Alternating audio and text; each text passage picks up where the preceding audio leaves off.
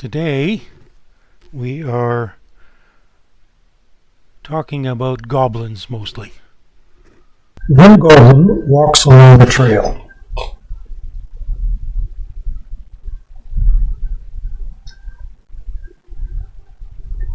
We have lots of time to think. Now what happens? And that's the big question, isn't it? We are wild art fly free, and we are all about creativity. We are building a free new world. We hope that you can join us, and by free we mean open source and public domain. So this just absolutely awesome artwork we're doing, we are not keeping the copyright for. You may copy it. One goblin walks along a trail. We're showing our stardust, and if you look, is that a goblin floating through space, upside down? Now what happens? Is that Eeks? It's an interesting issue that we're going to find out maybe what some people think about goblins before we've decided ourselves what a goblin is. So, let's talk about our people. We'll get to know them a little better as we see what they think about goblins.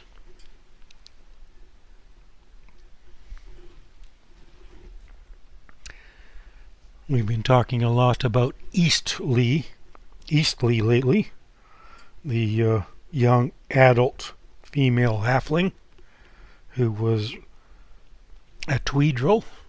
That is, as a child, she was raised as an entertainer for dragons.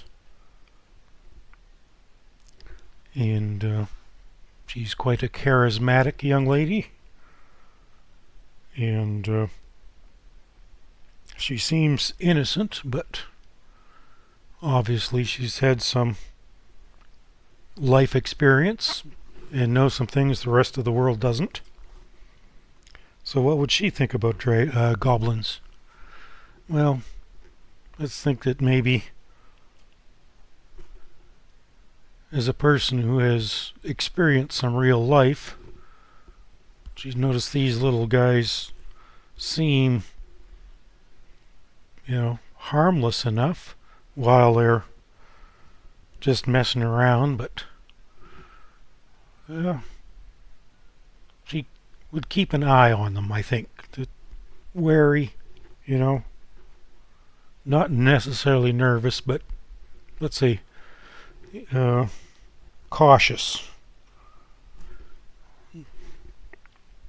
And thinking that don't rule out the possibility that there's something big going on. She would know.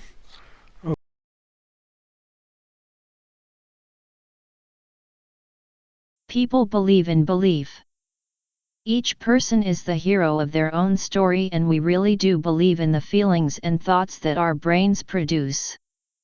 Each person is driven by the belief of their own story.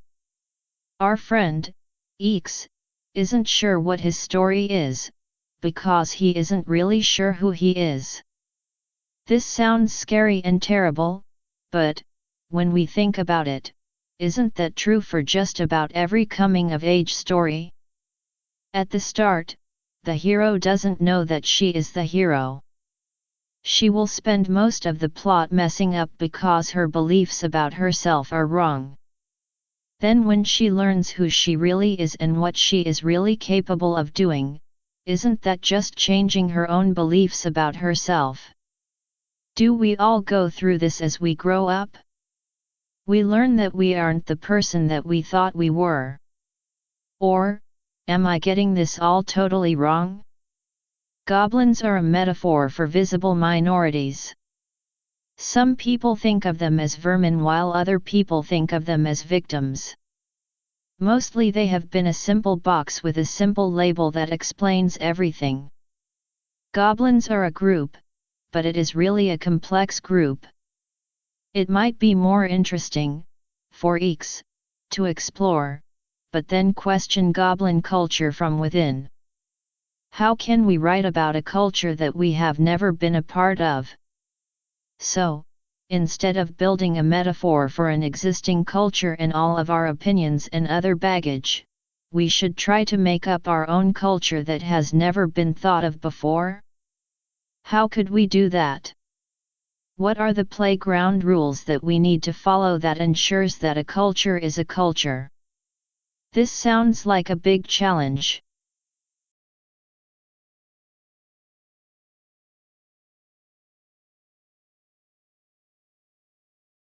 Okay, who else?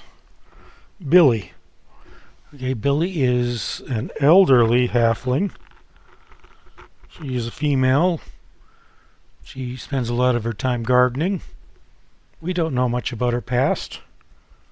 She's kind to animals, even when they're in her garden. She also spends some time tending bar to make ends meet.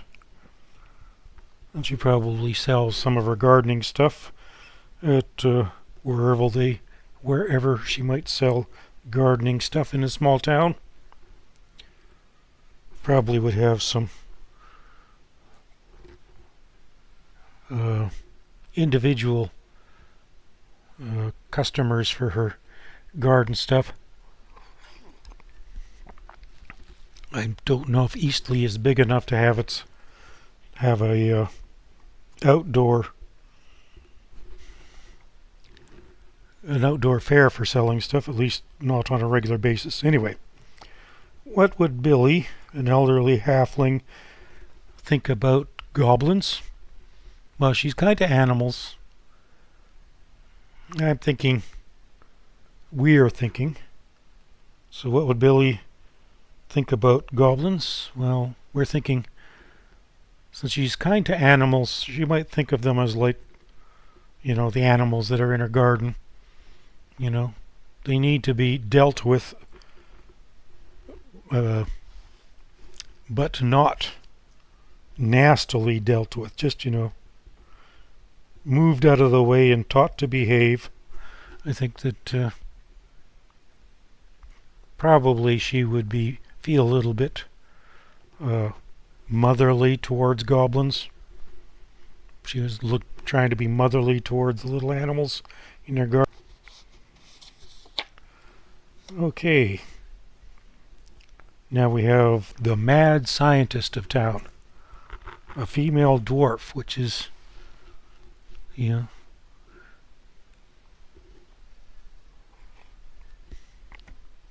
nonconformist. Unusual gender for a mad scientist. An unusual race for a mad scientist. So, would Heavy Basher be tolerant of, let's say, interesting people? Or, in the case of goblins, would she be tolerant of an interesting group of people?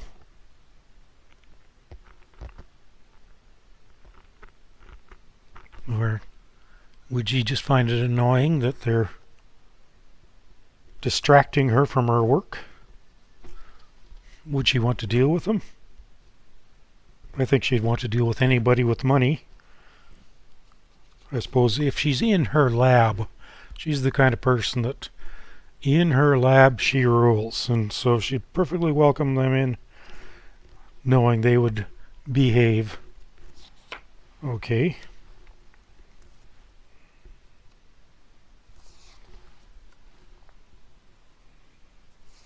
Now, who do we have? Alex.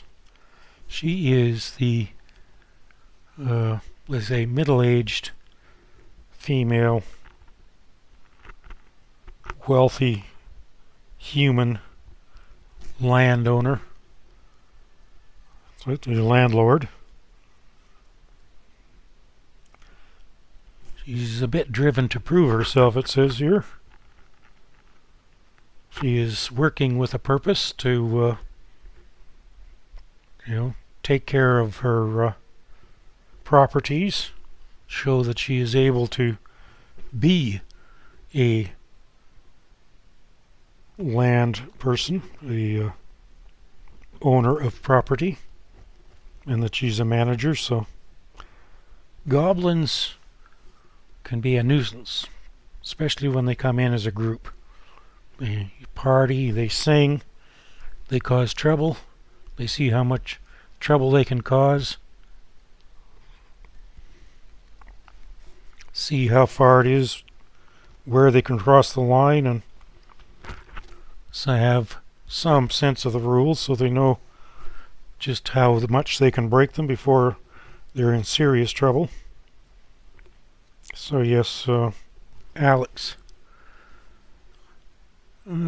probably wouldn't like goblins very much. I don't think she'd have much patience for individuals or the group, knowing that they have caused not much but trouble. On the other hand, right, if they've got money and she wants to be a responsible property owner, do you think she might want to try to cater to goblins? Would she want to actually create housing for goblins? Let's say normally the goblins in the area live near the mines or even in the mines. Their goblins traditionally are at home underground in caves, so yeah, they probably wouldn't go into the village to live if there's mines and caves nearby. But, well, wonder if Alex is thinking, what kind of homes would they be like to live in if for some reason they lived here in town? Probably homes built from stone, but that's expensive. Definitely not from wood, because don't goblins light fires?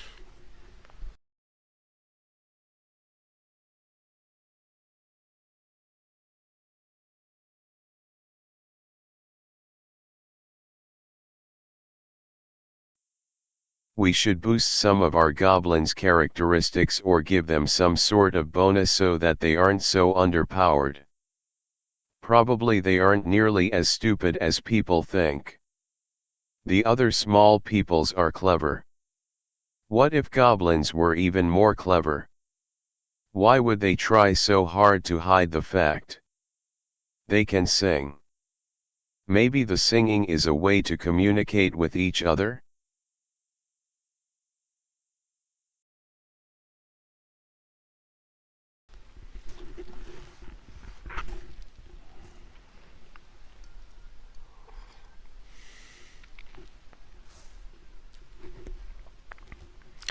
Okay, the other wealthy landlord, Dowig.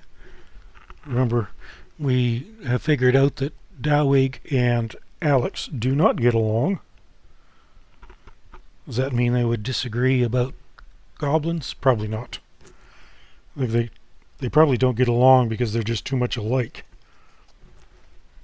We've also decided that Dowig is not a likable person. He is insecure. Noted here, a juvenile adult. Insecure.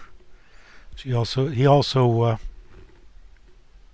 a bit racist, so he finds comfort in being a human. He's not a great human, but in his mind, at least he's a human. Better than, well, some other things he could mention. But he would also see goblins as a way to make money one way or another. Perhaps they, not as tenants, but maybe they could be sent for errands and stuff if you don't pay them up front.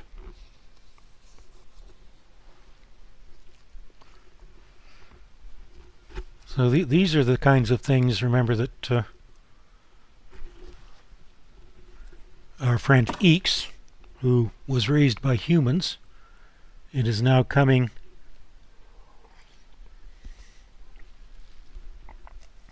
Eeks, who was raised by humans and is now coming into Swanford town to learn about goblins, among other things. So, but how are people going to treat Eeks? Are they going to notice he's not the usual type of goblin? Would it matter? Would people just trust him even less? That's something we can look forward to again later. What kind of, leave your suggestions in the you-know-where.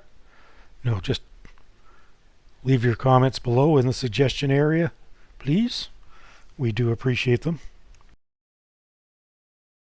Oh, okay. Is it about self-concept? People learn who they are starting from when they are babies. This is how X is so fundamentally different. His role models were humans. He would have watched these people from his first days.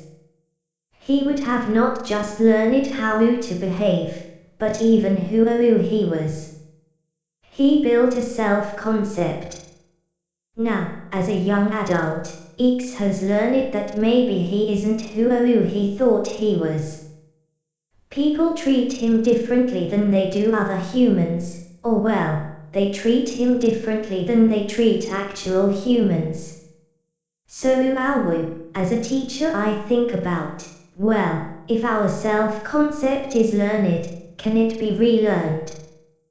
Can we change who we are by changing who we think we are? Oh, people say we can, but I think it must be very difficult.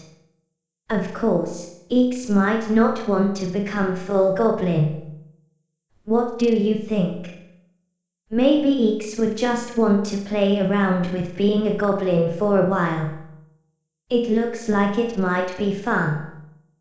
What would other goblins think about this? So, would a group welcome someone from another culture into their group? Maybe he would be treated like something special. Okay, then, what happens when they accept him, but he decides that being a goblin might not be the best thing? Do we have the makings of a story here? Goblins are just people. If they behave differently, it is because of culture and upbringing. They like to sing and they are fearless in a fight. Goblins have a unique culture and it's difficult for us to criticize a people that we don't understand. So, maybe a people are defined by their history and their heritage. I think that maybe the goblin culture might be in transition. These guys have been enslaved, maybe. Or maybe they are fearless in a fight because of a promised place in heaven. Anywho, what changes in the world would make a people try to change their common identity? Also, we should always remember the individual. Any group is just a collection of individuals. People don't like to be alone, although X seems to handle it okay. Most people have a strong inner force pushing them to be part of a bigger group.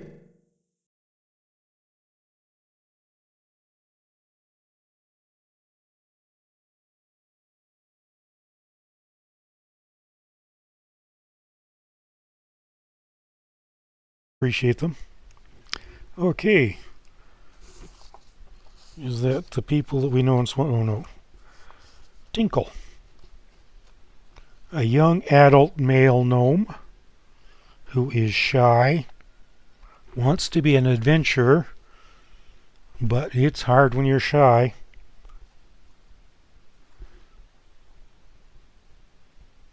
He has agreed to explore Cryptic Tower with Eastleigh.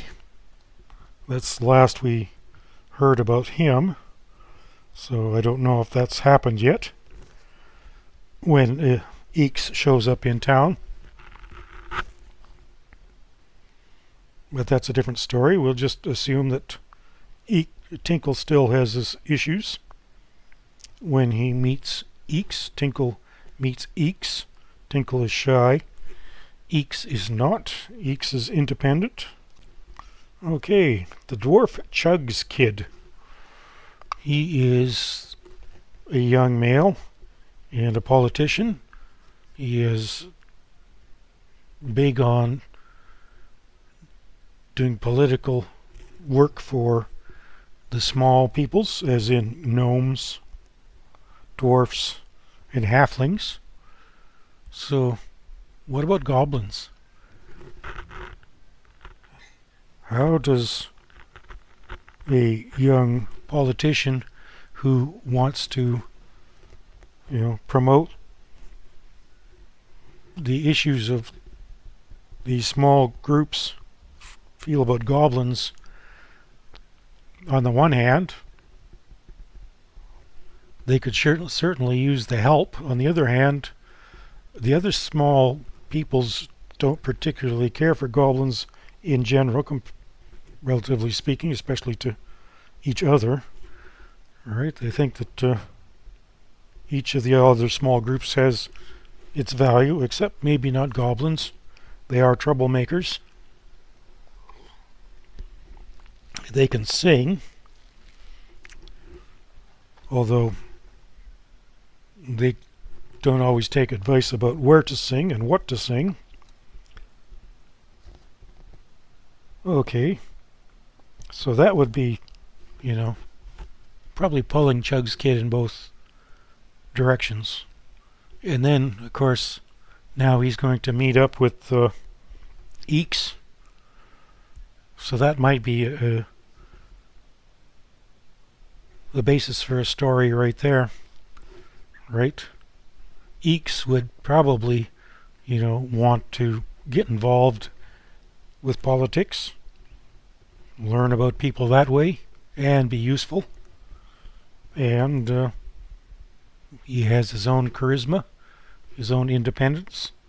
He seems to be a lot more intelligent than normal goblins, if you can call any goblins normal. He seems to be smarter, but he could certainly command more respect. Is he going to get along with Chug's kid? Are they going to be competitors? Are they going to be friends? Okay, I think, that's definitely something we can think about.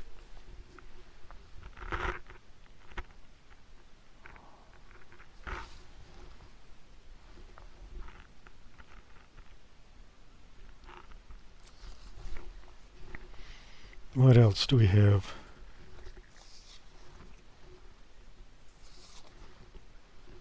Okay. Gribrid. Very cute idea. I'm not sure what to do with it. So that's something we need to play around with.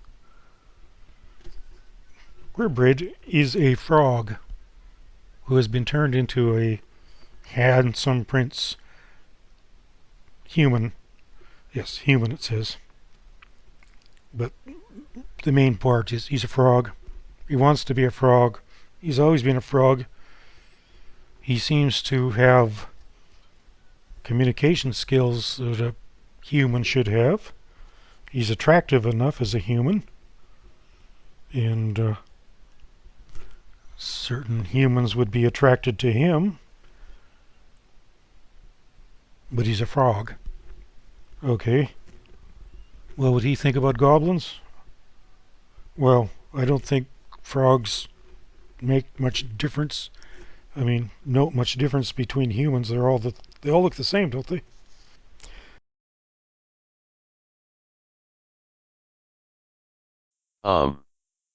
I have been working on topography for our continent.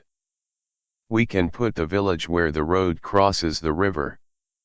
Water defines the topography, but it also defines a lot of our civilization. People like to have a source of water nearby. Swanford isn't a very big community. We have called it a village sometimes and other times we called it a town. We should start with a few stores. Stores are usually next to the road. Anyway. I am just showing some buildings. They are mostly just placeholders. We are at the rough stage of our plan, so we can just assume most of what we build will be replaced. This way we can get some stuff done.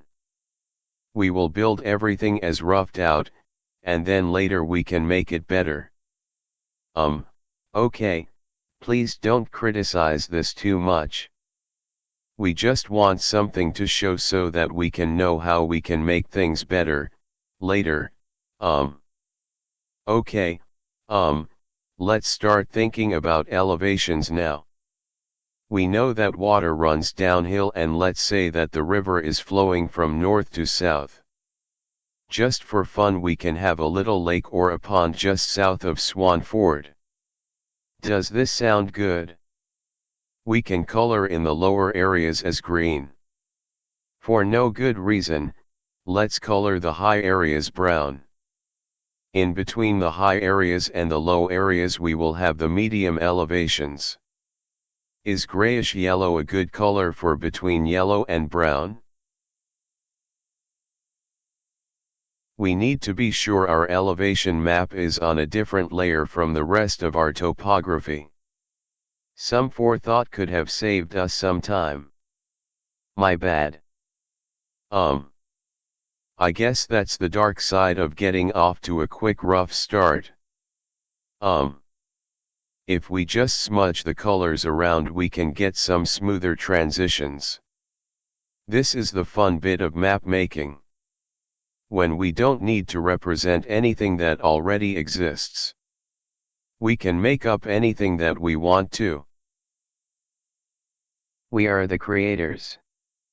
Ha ha, ha, ha ha ha. Sorry. So, if I had been thinking, we would have skipped the colors and just used a gradient from white to black. That is, shades of. No, I mean, levels of gray. This will work better when we get to modeling.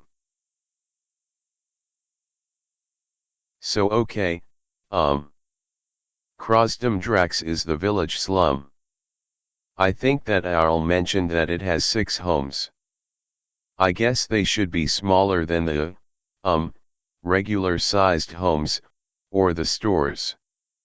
The slum wouldn't have really good streets. Just a trail, I guess. Let me know if you think they deserve better.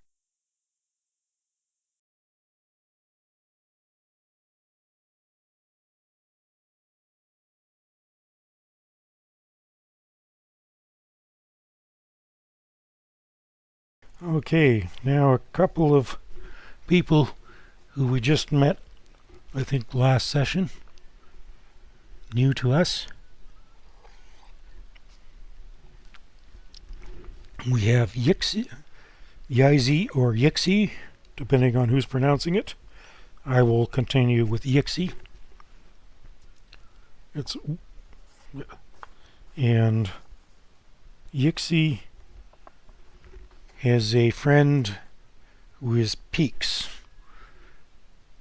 I don't know if she's a friend, but she's important to Yixi. Peaks is a magical creature, a magical being, and she can't do very much physically, but she can manipulate people like crazy. And that's what she does for Yixi. She has manipulated Yixi, but at this stage in the story, they've made an agreement, and in the right circumstances, Yixi can call on Peaks to help Yixi manipulate people, but only for very good reason. Okay. As far as Peaks is concerned, I think she'd be like the frog. It's people are people, humanoids are humanoids. She's a people, but she's not a humanoid. But yeah, goblins are just the same as dwarfs and elves and humans and all the rest of those guys. And Yixi.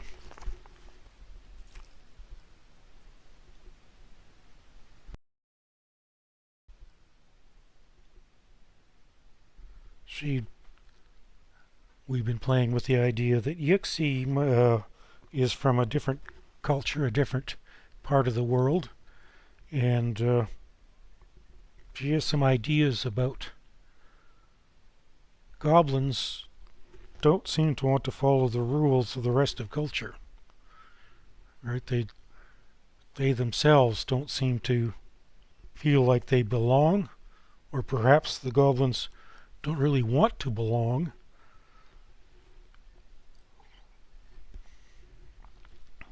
That they take pride in their difference, and that includes following the rules. The rules are for other people. You only follow them if you have to. And Yixi knows about a group that does that, and that group is a cult where she comes from. We're going to talk more about cults later, but that's just the idea that she's got bouncing around in her brain. This is, goblins are sort of like that cult that feel rules are for other people. That goblins are loyal to goblins and goblin culture. They don't feel a lot of loyalty to the common law. We can have some residential streets off of the main road. They shouldn't get so much dust and noise every time a cart comes through town. The people in these houses pay more taxes than in Crosdom Drax, so they get a slightly better trail. Just out of town we should be able to find Alex's mansion. The one with the well. What did we name it? Something Tower. K something Tower. Never mind. We are labeling this map now anyway. So, this will be a bigger building than even the stores in town. Should it also have wings or an interesting shape? Tell us in the comments. We do appreciate your input.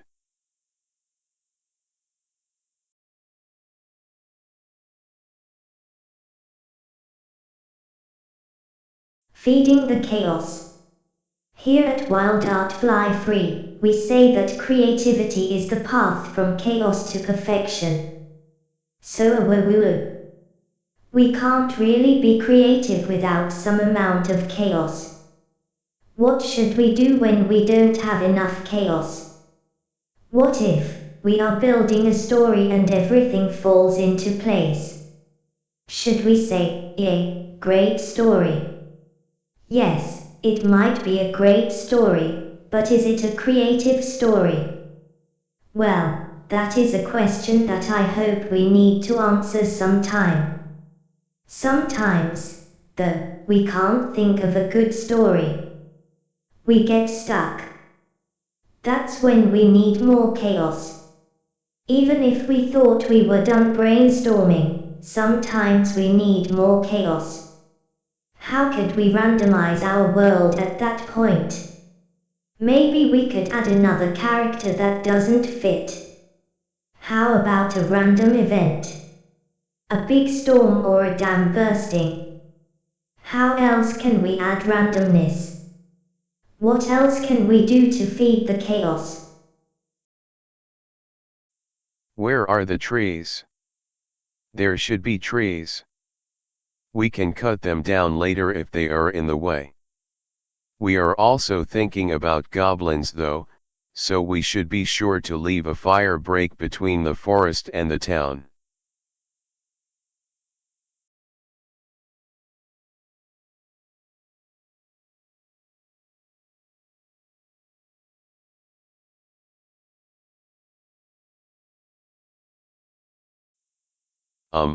Okay then.